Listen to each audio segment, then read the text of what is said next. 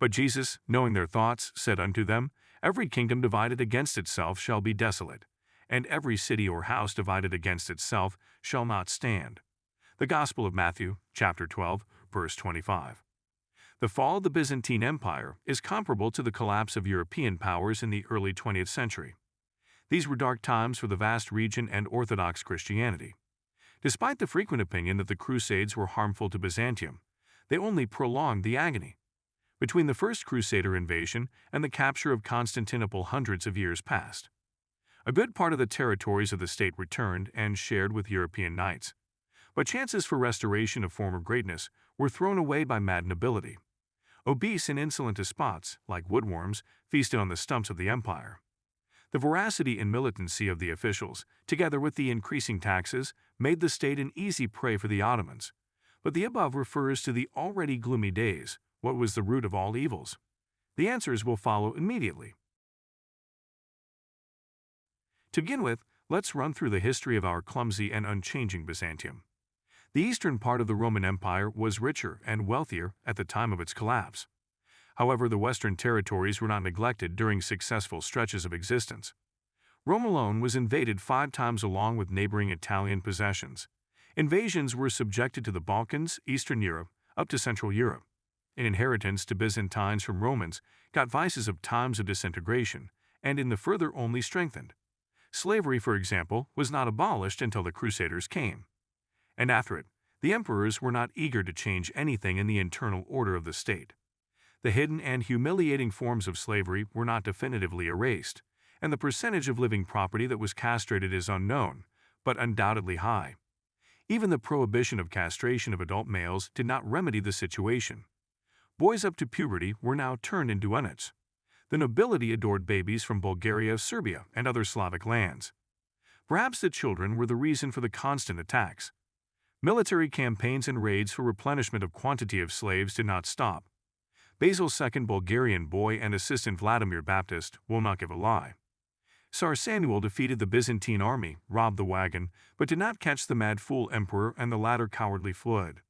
The beginning of hot love between the countries in the future was laid. The Bulgarian kingdom grew stronger and became one of the main centers of separatism in the empire. Certainly, it will not help in decisive moments of fights of Byzantium with gained-force Turks. Someone will see treachery on the part of Bulgarian vassals, but we already know the reasons for what happened. What else is needed for the pathos and tragic fall of a mighty power? Besides the unquenchable dream of Justinian, the first of Byzantine rulers about one and indivisible Roman Empire, it is necessary to add wild social stratification, and as a consequence brutal civil wars. Causes may include lack of progress everywhere, but not in building temples and writing tirades about the Ottomans. Georgi farmers were almost no different from slaves, and taxes and prices on everything could only go up. During this period, serfdom emerges from the system of duties and labor. Another factor in the collapse of the empire from 542 was the plague. Justinian's pestilence lasted 200 years throughout Byzantium and the civilized world of those times.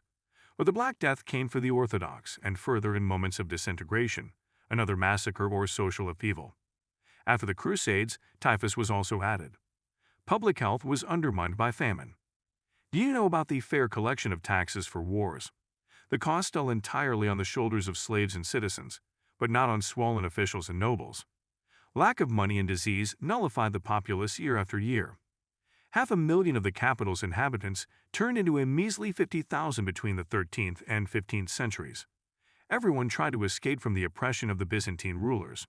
The empire had fallen into a terrible depopulation by the time of the fall.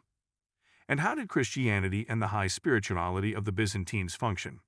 Contrary to doctrine, the Church fully endorsed any action of the authorities, laws, and slavery.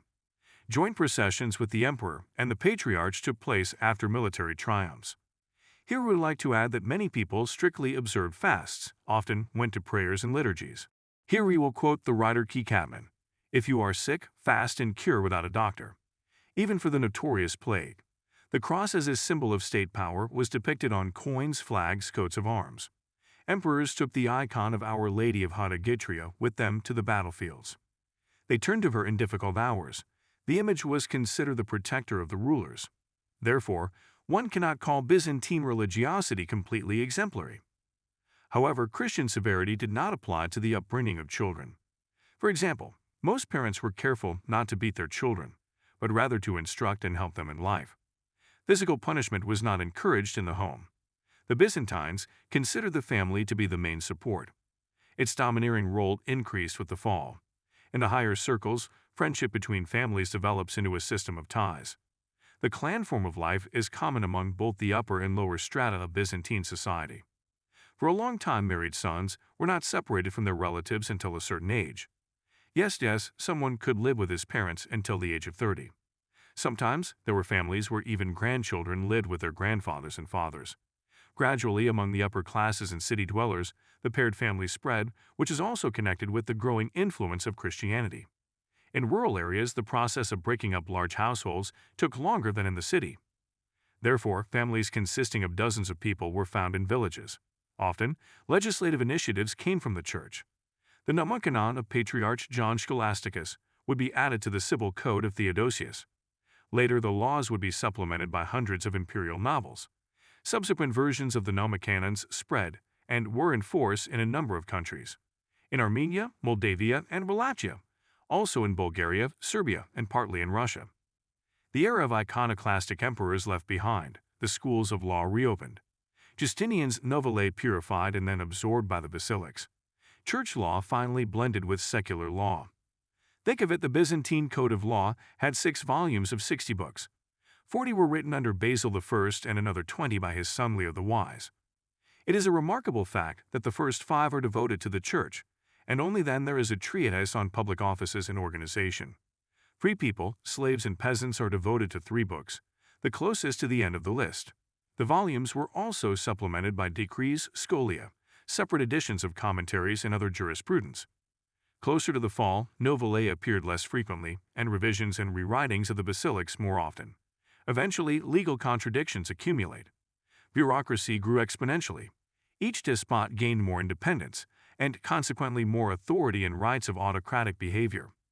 Varieties of novelettes are still around today, and many people know words like edicts, decrees, mandates, and rescripts. Some of them became the basis for modern continental law. But the more the power of each emperor grew, the more often he had to deal with the country in a manual mode. In the end, one man was unable to pay attention to all areas of legislation, which led to fatal consequences for Byzantium. Culturally, politically, and legally, the empire was a rattlesnake of a mixture. Many distant peoples inhabited it. Byzantium stretched from Europe and the Middle East to Asia and Africa. Provinces sought to pull the blanket of power and wealth over themselves. New kingdoms formed within Byzantium, seceded, and went to war with it. External threats were as destructive as internal ones. Meanwhile, the era of the last flourishing of the empire drew to a close. In the 11th century, the Turks rushed westward from the depths of Asia. By the end of the century, they had conquered most of the Asia Minor Peninsula. Beginning in the year 1097, with the help of the Western Crusader Knights, the emperors of the Comneni family recovered much of the land in the east. With this clan is associated with the new rise of Byzantium. Unfortunately, allies proved to be more dangerous than external enemies. As early as the 12th century, Europeans appropriated Byzantine lands. Then, having interfered in the internal strife of the Romans, the Latins seized and plundered Constantinople. Many masterpieces of culture, relics of Orthodox Christianity, were taken to Europe. A huge number of them irretrievably lost in fires. But the events were getting more and more interesting. Now, there were 3 emperors in the east. In the former capital, the leader of crusaders, the sovereign of the Latin Empire, established himself. Inicia and Trebizond settled noble Byzantines, claiming the imperial inheritance. Other independent Roma states arose. The largest of these was the Epirus despotate in the Western Balkans. In the second half of the 13th century, the Nicene emperor expelled the Crusaders from Constantinople and revived Byzantium. But alas, the new empire, ruled by the Palaiologos dynasty, was only a shadow of its former greatness. The capitals that competed with each other, Constantinople and Trebizond, flourished. At the same time, most of the cities became impoverished and decayed. The handicrafts, because of the tax burden, almost stopped in their development. Even the finest jewelry was lagging behind European fashion. It was now dictated by the masters of Italy and France. What about art? It is experiencing the final rise, the final powerful chord of Byzantine civilization. The inevitable decline and minimalism caught up with the creators. Even the palaces of the nobility erected in those times are relatively small in size. That did not prevent the creation of still rich and carefully selected interior. Monumental mosaics on the walls of temples more and more often gave way to wooden icons and frescoes. Let it be no secret, icons were and are written on templates. It is always cheaper to work from scratch. On the other hand, the images become more realistic, better conveying the feelings and observations of the iconographer. In secular painting, even more than in icon painting, there is a desire for realism. The trend is explained by the influence of the Proto-Renaissance, which had already begun in Italy. The new empire was much weaker and poorer than its predecessors, nor did it have strong allies to protect it from external enemies. In the 14th century, the decline becomes apparent. In the East and Asia Minor, the Ottoman Turks had gained strength. They invaded the Balkans and conquered the independent Slavic states, and immediately it was Byzantium's turn. In Europe at that time, Mehmed I was assessed as an immature and inexperienced young man. The rash opinion was based on the behavior of the Sultan in the first period of his rule. In particular, he showed leniency to Christian lords from the inner circle. Also, Mehmed returned a couple of fortified cities to the Serbian despot Juraj. It is worth adding a little detail of the resumption of peace with Byzantium. Payment was promised for the maintenance of Orkhan, the only rival for the Ottoman throne, which was a payoff, and in exchange for it the Byzantines pledged not to support the latter's possible claim to the throne. The accommodating policy of Mehmed II was explained by the need to gain time to pacify Ibrahim Bey. He tried to take advantage of the change of the Sultan to expand his own territories. After entering on a throne, Mehmed has put the purpose of capture of Constantinople. According to contemporaries, the Sultan night and day, wherever he was, ceaselessly pondered the siege of the Byzantine capital. After coming to power, he renewed peace treaties with Hungary and Venice, which also turned out to be a temporary measure, ensuring non-interference in the conflict with Byzantium. The emperor's advisors quickly realized the young sultan's threat. Constantine was offered to marry the Serbian princess Mora Brankovic, Mehmed's stepmother. The marriage would encourage a military alliance with Serbia, and perhaps help neutralize the Ottoman threat. But do you remember the Byzantine Empire's relations with the Balkan kingdoms? Mora delicately refused, explaining that she was already widowed and had decided to devote the rest of her life to God. After subduing Ibrahim Bey in Anatolia, Constantine unsuccessfully tried to put pressure on the young sultan. He sent ambassadors to Mehmed, with a reminder of the unpaid sum for Orkhan's maintenance. The embassy threatened that if the allowance was not doubled, the prince would be released, and he would lay claim to the Ottoman throne. Constantine's ambassadors passed the message to Kalo Pasha, a vizier friendly to the Byzantines. Soon, the latter lost his temper and threatened the envoys after the reception in Brus. The Sultan himself reacted calmly to the pressure of the Byzantines, and also informed the diplomatic mission to consider the emperor's request. But neither attempts to make alliances with neighboring Serbia and Bulgaria, nor exhortation of the Sultan did not help the Byzantines. As a result, in the capital will remain only the emperor, officials and lackeys, Genoese traders, mercenaries, and crusaders, and the most combat-ready in the final siege will be the last. No rich man will not give money to repair the fortress walls, buy equipment and guns. The inhabitants of the city will have to pay for the defense themselves. Despite the dedication of the defenders of the capital, the days of the empire are numbered.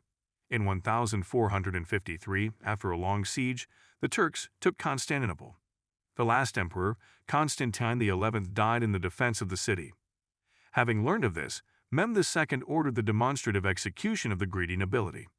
In 60 years, Turks have finished with last strongholds of Romai, fortresses Paleologos on Peloponnese and Trapezunsky Empire. The Byzantine one, on the other hand, ceased to exist. And when do you think about it? Did Byzantium had chances to survive to our days? Write your opinions in the comments.